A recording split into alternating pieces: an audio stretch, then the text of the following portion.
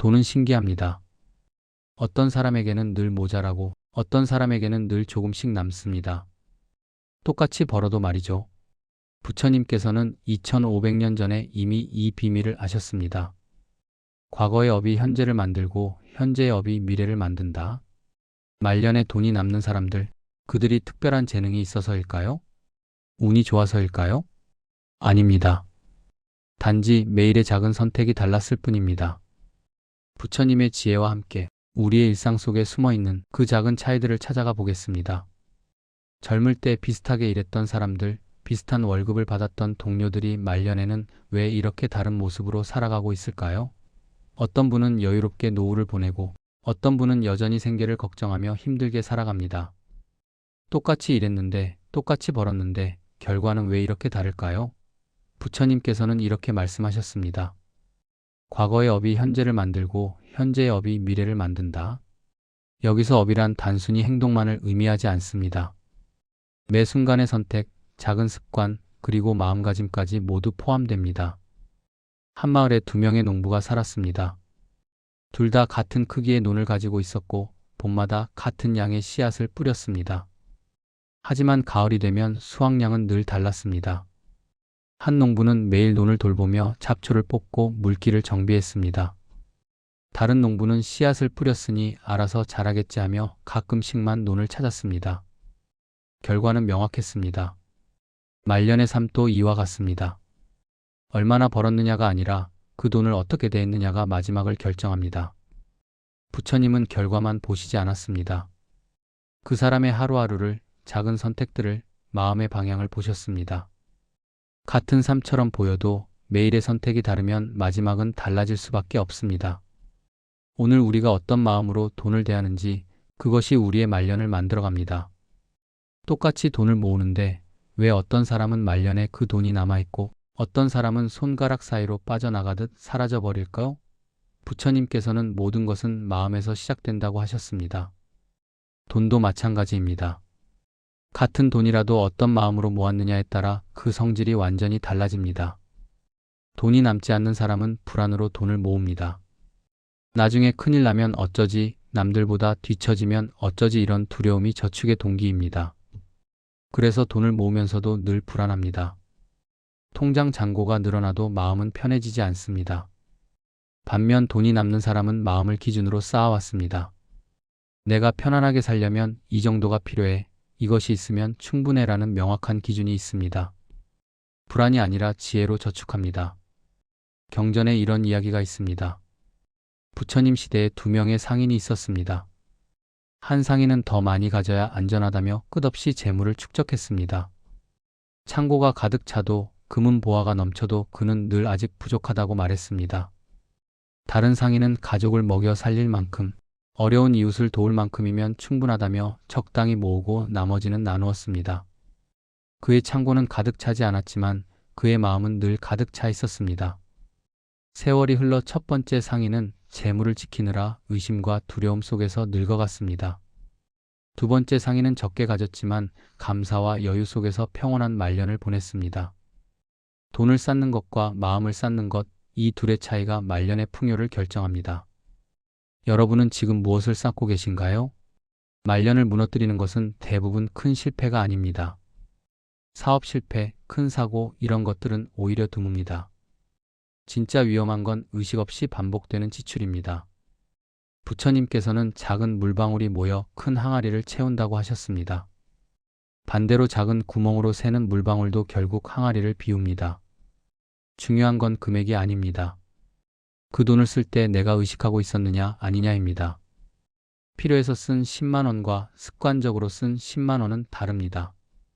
선택해서 쓴 돈은 후회가 없지만 무의식적으로 쓴 돈은 나중에 어디 갔지? 하게 만듭니다.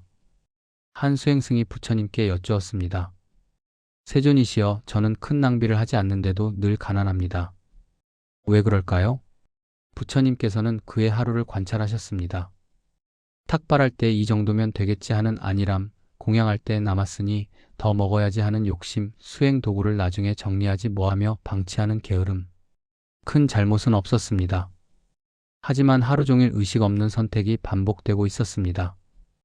부처님은 말씀하셨습니다. 큰 구멍은 누구나 막지만 작은 구멍은 보지 못한다. 그러나 배를 가라앉히는 것은 큰 구멍이 아니라 보이지 않는 작은 구멍들이니라. 특히 은퇴 후에는 더욱 의식이 필요합니다. 월급이 들어올 때는 다음 달에 채우면 되지 했습니다. 하지만 이제는 다음 달 월급이 없습니다. 같은 지출 습관을 가지고 있다면 통장은 한 방향으로만 움직입니다. 의식 없이 주는 용돈. 원래 이랬으니까 하며 계속 내는 돈. 뭐 이 정도야 하며 습관적으로 쓰는 돈. 꼭 필요한지 생각해보지 않고 그냥 사는 것들. 문제는 금액이 아닙니다. 그 순간 내가 정말 선택했느냐 아니면 그냥 흘러갔느냐입니다. 어떤 분은 한 달에 200만 원을 쓰면서도 마음이 편안합니다. 하나하나 의식하고 선택했기 때문입니다. 어떤 분은 한 달에 100만 원을 쓰면서도 늘 불안합니다. 어디에 이렇게 썼지? 하며 돈이 어디로 갔는지 모르기 때문입니다. 부처님께서 제자에게 말씀하셨습니다. 깨어있는 자는 적게 가져도 넉넉하고 잠든 자는 많이 가져도 부족하다. 차이는 가진 것이 아니라 의식에 있느니라. 여러분은 지난달에 쓴 돈 얼마나 기억하시나요? 뭘 샀는지는 모르겠는데 돈은 없네 이런 경험 있으시죠? 그것이 바로 의식 없는 지출입니다. 말년에 돈이 남는 사람은 더 적게 쓴 사람이 아닙니다. 자기가 무엇에 돈을 쓰는지 아는 사람, 그래서 선택할 수 있는 사람입니다. 오늘부터 지갑을 열 때마다 잠깐 멈춰보세요. 나는 지금 이것을 정말 선택하고 있는가? 이 작은 의식, 이것이 10년 후 통장 잔고를 결정합니다. 필요한 것만 사는 사람은 적어 보여도 흔들리지 않습니다. 욕심까지 안고 가는 사람은 아무리 많아도 늘 부족하다고 느낍니다. 부처님께서는 욕망에는 끝이 없다고 하셨습니다. 하나를 채우면 또 다른 욕망이 고개를 듭니다. 끝이 없는 경주를 하는 사람은 결코 결승선에 도달할 수 없습니다. 한 부자가 부처님을 찾아왔습니다. 세존이시여, 저는 많은 재산이 있지만 늘 불안합니다. 이웃의 더 큰 집을 보면 제 집이 초라해 보이고 친구의 새 마차를 보면 제 것이 낡아 보입니다. 어떻게 해야 만족할 수 있을까요? 부처님께서 물으셨습니다. 그대에게 비를 피할 집이 있습니까? 있습니다. 추위를 막을 옷이 있습니까? 있습니다. 배고픔을 면할 음식이 있습니까? 있습니다. 그렇다면 그대에게 필요한 것은 다 있습니다. 지금 그대를 괴롭히는 것은 필요가 아니라 남과의 비교에서 오는 욕심입니다. 필요와 욕심의 경계, 이것을 아는 것이 말년의 평안을 결정합니다. 필요는 명확합니다. 건강을 유지할 음식, 안전하게 잠들 곳, 기본적인 생활 도구. 이것들은 정해져 있고 채우면 끝입니다. 하지만 욕심은 끝이 없습니다. 더 좋은 것, 더 새로운 것, 남들이 부러워할 것. 이 길에는 결승선이 없습니다. 말년에 돈이 남는 사람은 이 경계를 압니다. 이 정도면 충분해라고 말할 수 있습니다. 남이 뭐라 하든 유행이 어떻게 바뀌든 자기 기준이 흔들리지 않습니다. 여러분은 지금 필요를 채우고 있나요? 아니면 욕심을 쫓고 있나요? 지갑을 열기 전에 이 질문을 던져보세요. 이것은 내게 꼭 필요한가? 아니면 누군가에게 보여주고 싶은 것인가? 그 차이가 말년의 통장 잔고를 결정합니다. 남의 시선을 사기 위해 쓴 돈은 언젠가 반드시 마음에서 이자를 요구합니다. 부처님께서는 비교는 가장 빠른 고통의 길이라 하셨습니다. 우리는 생각보다 많은 돈을 체면을 위해 씁니다. 자식 결혼식에서 우리 집이 초라해 보이면 안 돼 하며 무리하는 비용. 친구 모임에서 내가 제일 못 사는 것처럼 보이기 싫어하며 괜히 한턱 내는 돈. 손주 용돈을 줄 때 다른 할머니보다 적게 주면 섭섭해하겠지 하는 마음. 명절에 빈손으로 갈 수 없지 하며 형편에 안 맞게 준비하는 선물. 하나하나는 이해가 됩니다. 사람 사는 게 그런 거니까요.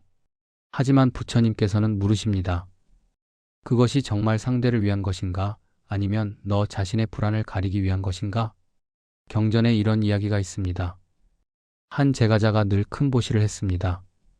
사람들은 그를 칭찬했습니다. 참으로 공덕이 많은 분이시다. 그는 그 칭찬이 좋았습니다. 어느 날 부처님께서 그에게 물으셨습니다. 그대는 왜 보시를 하는가? 제가자가 대답했습니다. 중생을 위해서입니다. 부처님께서 다시 물으셨습니다. 그렇다면 왜 사람들이 보지 않을 때는 보시하지 않는가? 제가자는 할 말이 없었습니다. 그는 중생을 위한다고 했지만 사실은 남들의 칭찬을 듣고 싶었던 것입니다. 부처님께서 말씀하셨습니다. 남의 눈을 의식하는 보시는 남의 눈이 사라지면 함께 사라진다. 진정한 공덕은 아무도 보지 않을 때도 변하지 않는 것이니라. 체면을 위한 소비도 마찬가지입니다. 자식 결혼식 정말 자식을 위한 건가요? 아니면 저 집은 이 정도밖에 안 하네 하는 수군거림이 두려운 건가요? 친구 모임에서 계산서를 먼저 잡는 것 정말 친구가 좋아서인가요? 아니면 쟤는 인색해 하는 말이 듣기 싫은 건가요? 손주에게 용돈을 많이 주는 것 정말 손주를 사랑해서인가요? 아니면 우리 할머니는 짜다는 말을 들을까봐 불안한 건가요? 부처님께서는 말씀하셨습니다. 비교에서 시작된 것은 비교로 끝난다. 오늘 남보다 많이 주면 내일은 더 많이 줘야 한다. 이것은 끝이 없는 경준이라. 더 무서운 것은 이렇게 쓴 돈이 마음의 빚이 된다는 겁니다. 당장은 이 정도 해줘야지 하며 뿌듯합니다. 하지만 나중에 혼자 있을 때 불안이 찾아옵니다. 이렇게 쓰면 나중에 어떡하지? 내 노후 자금은 괜찮을까? 그리고 더 슬픈 것은 체면으로 얻은 관계는 체면이 사라지면 함께 사라진다는 것입니다. 돈이 떨어져서 예전처럼 못해주면 사람들은 요즘 왜 저래? 하며 멀어집니다. 진짜 관계가 아니었으니까요. 말년에 돈이 남는 사람들은 일찍이 이 게임에서 내려왔습니다. 나는 이만큼만 할 수 있어. 이것이 내 형편이야. 이 정도로도 충분히 마음은 전할 수 있어. 처음에는 용기가 필요합니다. 누군가는 뭐라고 할 수도 있습니다. 하지만 부처님께서 말씀하셨습니다. 1000명의 칭찬보다 한 번의 정직한 선택이 낫다. 칭찬은 바람과 같아서 불면 사라지지만 정직은 바위와 같아서 세월이 지나도 남는다. 체면이라는 빚을 지지 마세요. 대신 정직하게 사세요. 나는 이 정도밖에 못해. 하지만 이 마음만은 진심이야. 이렇게 말할 수 있는 사람이 결국 말년에 마음 편한 사람입니다. 같은 돈이라도 어떤 마음으로 쓰느냐에 따라 남는 것이 다릅니다. 부처님 시대의 일화입니다. 두 사람이 부처님께 똑같이 은전 한 양씩을 보시했습니다. 첫 번째 사람은 불안한 마음으로 냈습니다. 이걸 주면 복을 받아서 사업이 잘 되겠지. 안 주면 혹시 벌이라도 받을까봐. 두 번째 사람은 감사한 마음으로 냈습니다. 부처님의 가르침으로 마음이 편안해졌습니다. 이 작은 정성이라도 드리고 싶습니다. 제자들이 여쭈었습니다. 같은 금액인데 무슨 차이가 있습니까? 부처님께서 답하셨습니다. 금액은 같지만 마음이 다르니 결과도 다르다. 불안으로 준 것은 불안을 키우고 감사로 준 것은 감사를 키운다. 돈은 사라져도 마음은 남는 법이니라. 우리가 돈을 쓰는 순간 그 마음을 한번 들여다봐야 합니다. 화나서 쓴 돈이 있습니다. 오늘 진짜 열받았어. 뭐라도 사야겠어. 이렇게 산 물건은 집에 와서 보면 후회만 남습니다. 화는 풀렸을지 몰라도 마음은 더 무거워집니다. 외로워서 쓴 돈이 있습니다. 아무도 날 신경 안 써. 나라도 나를 위해야지. 그 순간은 위로가 되는 것 같지만 진짜 외로움은 채워지지 않습니다. 불안해서 쓴 돈이 있습니다. 이것도 사야 하고 저것도 준비해야 하고. 준비는 늘어나는데 불안은 줄어들지 않습니다. 이런 마음으로 쓴 돈은 돈만 사라지는 게 아닙니다. 그 감정이 계속 커집니다. 쓰면 쓸수록 더 화나고 더 외롭고 더 불안해집니다. 반대로 다른 마음으로 쓴 돈도 있습니다. 감사한 마음으로 쓴 돈. 부모님 생신 선물 금액은 크지 않아도 마음을 담아 준비했습니다. 몇 년이 지나도 그때 내가 그걸 해줬지 하며 따뜻하게 떠오릅니다. 돈은 사라졌지만 추억은 남았습니다. 필요를 채우기 위해 쓴 돈. 건강을 위한 운동, 마음을 위한 책 한 권. 당장 눈에 보이지는 않아도 내 삶의 일부가 됩니다. 그 돈은 지식이 되고 건강이 되고 여유가 되어 돌아옵니다. 진심으로 돕기 위해 쓴 돈. 어려운 친구에게 건넨 손길, 금액이 크지 않아도 그 마음은 진짜 관계를 만듭니다. 언젠가 내가 어려울 때 그 마음이 돌아옵니다. 부처님께서는 말씀하셨습니다. 씨앗을 뿌릴 때 그 마음이 중요하다. 탐욕으로 뿌린 씨앗은 탐욕의 열매를 맺고 자비로 뿌린 씨앗은 자비의 열매를 맺는다. 돈도 씨앗과 같으니라. 금액이 중요한 게 아닙니다. 10,000원짜리 선물이라도 진심이 담기면 값진 것이고 100만 원짜리 선물이라도 의무감으로 주면 무거운 것입니다.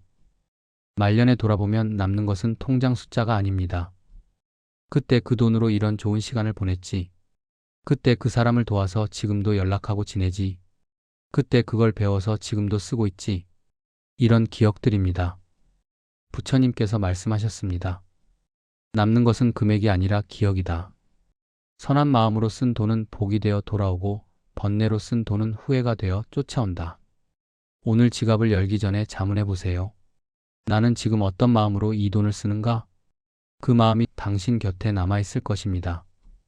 이미 늦었어. 젊었을 때 시작했어야 했는데. 이런 말을 하시는 분들이 많습니다. 하지만 부처님께서는 깨달음에 이른 때가 있고 늦은 때가 없다고 하셨습니다. 말년에 돈이 남는 사람들의 공통점이 있습니다. 완벽한 계획을 기다리지 않았다는 것입니다. 큰 결심보다 작은 실천을 선택했습니다.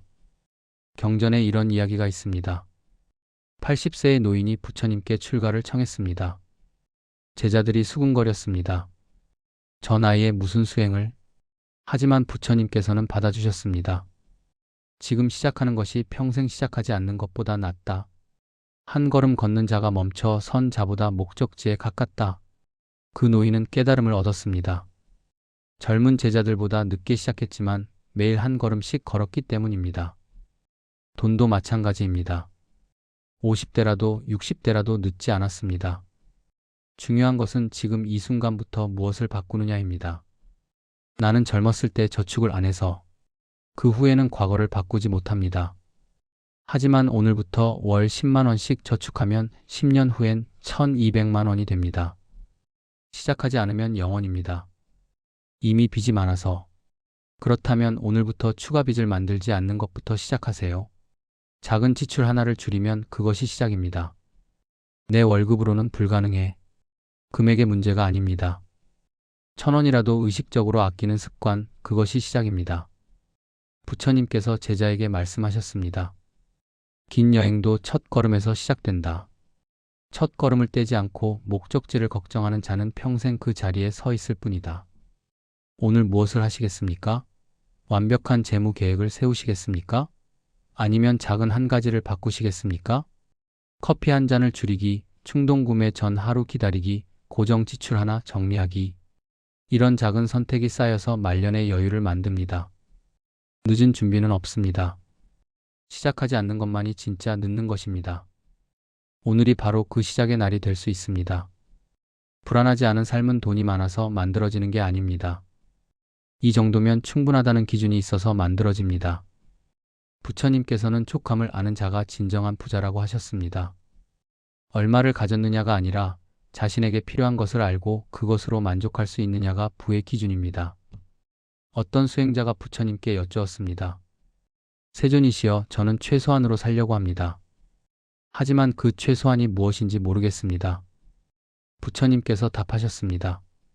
그대가 하루를 평안하게 지낼 수 있는 것, 병들지 않을 수 있는 것, 수행을 계속할 수 있는 것, 그것이 그대의 최소한이다. 사람마다 다르다. 남의 기준을 따르지 말라. 현대를 사는 우리에게도 이 지혜가 필요합니다. 세상은 끊임없이 숫자를 던집니다. 노후 준비 최소 이만큼은 있어야 합니다. 이 정도 수입은 있어야 안심할 수 있습니다. 다들 이 정도는 모읍니다. 이런 말들을 들으면 불안해집니다. 내가 가진 것이 초라해 보입니다. 아무리 모아도 부족한 것 같습니다. 하지만 부처님께서는 물으십니다. 그것이 정말 그대에게 필요한 것인가? 아니면 남과 비교하며 만들어진 불안인가? 사람마다 필요한 것은 다릅니다.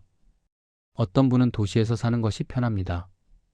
병원도 가깝고 문화생활도 할 수 있고 사람들도 만날 수 있으니까요. 이분에게는 도시 생활비가 필요합니다. 어떤 분은 시골이 좋습니다. 조용하고 텃밭도 가꾸고 자연과 함께 살 수 있으니까요. 이분은 훨씬 적은 돈으로도 충분합니다. 어떤 분은 여행을 하며 인생을 즐기고 싶어 합니다. 그럼 그만큼의 여유 자금이 필요합니다. 어떤 분은 손주들과 시간 보내는 것이 가장 큰 기쁨입니다. 돈보다 시간이 더 중요합니다. 중요한 건 나를 아는 것입니다. 나는 어떻게 살 때 편안한가? 나는 무엇이 있을 때 불안하지 않은가? 나는 무엇을 하며 하루를 보내고 싶은가? 이런 질문에 정직하게 답하다 보면 나만의 기준이 보입니다. 경전에 이런 이야기가 있습니다. 한 제가자가 많은 재산이 있었지만 늘 불안했습니다. 더 모아야 해, 더 준비해야 해. 다른 제가자는 적은 재산이었지만 늘 평온했습니다. 이 정도면 충분해. 내게 필요한 건 다 있어. 부처님께서 물으셨습니다. 누가 더 부유한가? 제자들이 대답했습니다. 재산이 많은 사람입니다. 부처님께서 고개를 저으셨습니다. 아니다. 촉함을 아는 사람이 부유한 것이다. 많이 가져도 늘 부족하다면 그는 가난한 것이고 적게 가져도 충분하다면 그는 부유한 것이니라. 여러분의 충분함은 무엇인가요? 남이 정해준 기준이 아닌 진짜 나에게 필요한 것. 그것을 알면 불안이 줄어듭니다. 목표가 명확해집니다. 하나씩 채워가는 기쁨을 느낄 수 있습니다. 말년에 돈이 남는 사람은 더 많이 가진 사람이 아닙니다. 자기에게 충분한 것이 무엇인지 아는 사람입니다. 그리고 그 기준을 지키며 흔들리지 않는 사람입니다. 부처님께서 말씀하셨습니다.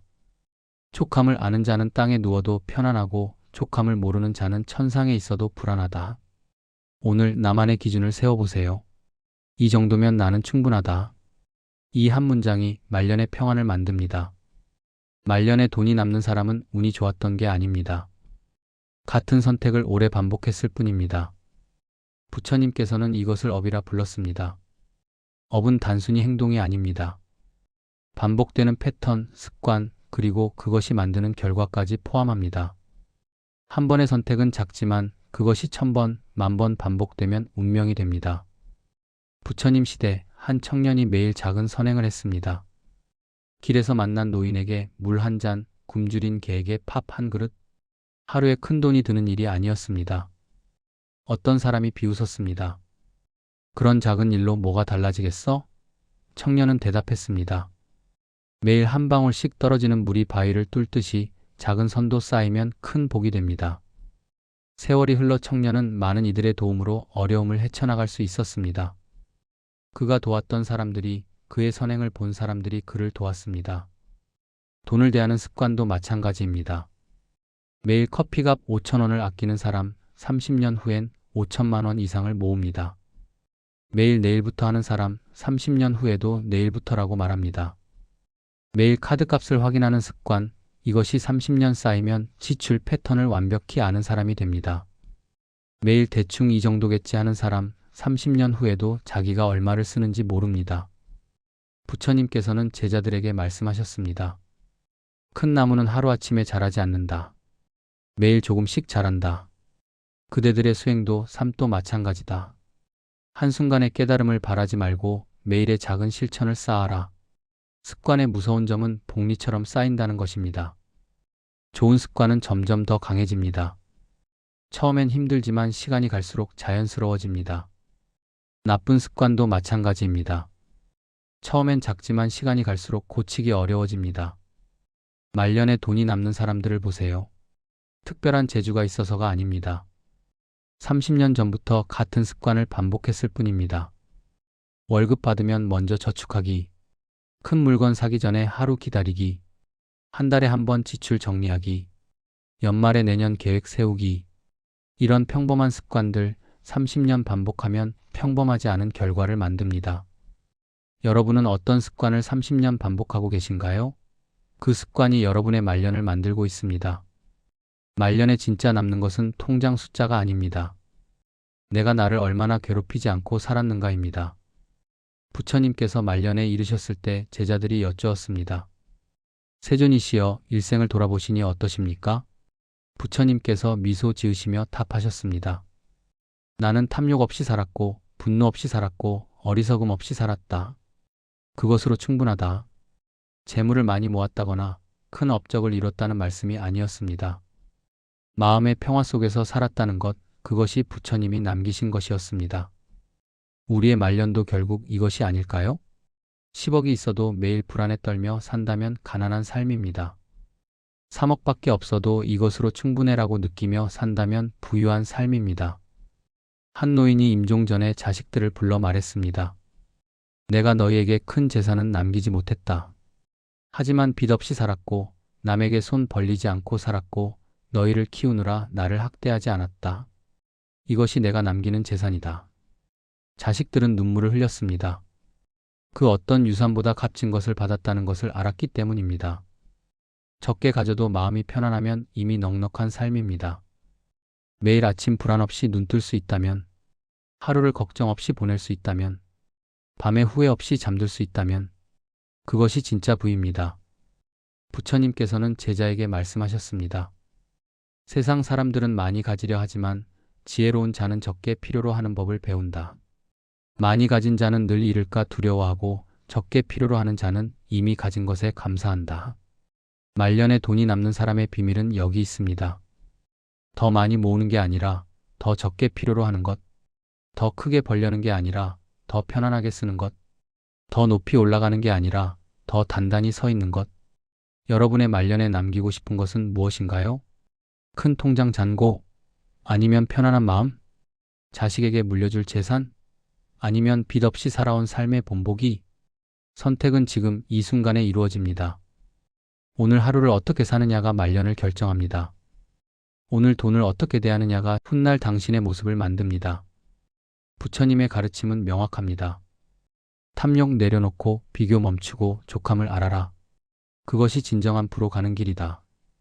말년에 진짜 남는 것은 돈이 아닙니다. 나를 괴롭히지 않고 살아온 세월, 그것이 진짜 유산입니다.